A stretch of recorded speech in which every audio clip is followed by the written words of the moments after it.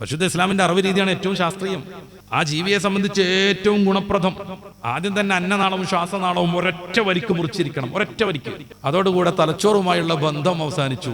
ഈ സാധനത്തിന് വേദന എന്ന് പറയുന്നത് അനുഭവിക്കാനേ കഴിയാതെ വരും. ആ ഒന്നാം മുറിയിലുള്ള ഒരു ചെറിയ വേദന ഒഴിച്ചാൽ പിന്നീട് അതിന് വേദനയേ ഇല്ല, കാരണം തലച്ചോറുമായുള്ള ബന്ധം അവസാനിച്ചു. പിന്നെ പെടീണതോ റൂഹ് പോകുമ്പോഴുള്ള അതിന്റെ ഒരു റൂഹ് പോകുമ്പോഴുള്ള സ്വാഭാവികമായ നൈസർഗികമായ ചലനം മാത്രം. ഇത് വേദന അനുഭവിച്ചിട്ടല്ല. തലച്ചോറായിട്ട് കണക്ഷൻ അല്ലെങ്കിൽ പിന്നെ ഒരു വേദന ഉണ്ടാവില്ല. അത് ഏറ്റവും ശാസ്ത്രീയമാകുന്നത് എങ്ങനെയാണ്? ആ ബ്ലഡ് മൊത്തം ഒഴുകിപ്പോകും, കുറെ സ്രവങ്ങൾ ഒഴുകിപ്പോകും. ഈ ബ്ലഡിലാണ് വിവിധങ്ങളായ ഉപകാരം തീരെ ഇല്ലെങ്കിലും വലിയ ഉപദ്രവം ചെയ്യുന്ന പല വസ്തുക്കളുള്ളത്. ഇത് മൊത്തം ഒഴുകിപ്പോകും. അതോടുകൂടെ മാംസം ശുദ്ധമാകും.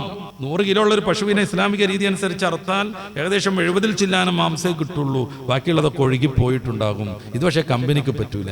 അവർ കറണ്ട് കൊടുക്കും, തലയിൽ ഹാമർ ഇടും. പക്ഷെ ഇങ്ങനെ പശു ഇങ്ങനെ പോയി തല കുടുങ്ങിയ ഒരു സ്ഥലത്തെത്തും. ഉടനെ ഒരു വലിയ ഇരുമ്പിന്റെ മുട്ടി വന്നിട്ട് തലയിൽ വീഴും, പടഞ്ഞു ചാവും. അതോടുകൂടി ബ്ലഡ് മൊത്തം മാംസത്തിൽ കട്ട പിടിച്ച് കിടക്കും. അതോടുകൂടി അവർക്ക് നല്ല തൂക്കമുള്ള ഇറച്ചി കിട്ടും, കമ്പനിക്ക് വലിയ ലാഭം ഉണ്ടാകും. പക്ഷേ കൊക്കപ്പുഴി അതിലുണ്ടാകും. ബ്ലഡിലുള്ള എന്തൊക്കെ കുഴപ്പങ്ങളുണ്ടോ അതൊക്കെയും മാംസത്തിൽ അള്ളിച്ചേർന്ന് നിൽക്കുന്നുണ്ടാകും. അപ്പൊ ഏറ്റവും ആരോഗ്യപ്രദം, ഏറ്റവും ശാസ്ത്രീയം, ആ ജീവിയെ സംബന്ധിച്ച് ഏറ്റവും സുഖപ്രദം ഇസ്ലാമിന്റെ അറിവ് രീതിയാണ്. പക്ഷെ അത് കമ്പനിക്ക് കൊള്ളലാഭം ഉണ്ടാക്കാൻ പറ്റാതെ വരും. അതുകൊണ്ട് എല്ലാവരും തലക്കടിക്കും.